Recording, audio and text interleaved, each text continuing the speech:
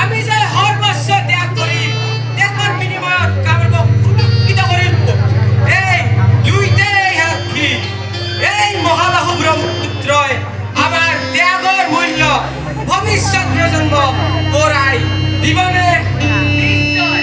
আমি এটা দেশৰ সুৰক্ষাৰ বাবে প্ৰাণ আহুতি দিলো, কিন্তু একতাৰ খুবেই প্ৰয়োজন হ'ব। আচল শক্তি একতাতেই আছে, যিয়ে দেশক ভৱিষ্যতে সুৰক্ষা কৰিব। অসমৰ আত্মাই যুদ্ধৰ পৰিধি ভাঙি বাহিৰলৈ ওলাই আহিব লাগিব। ঠিকেই।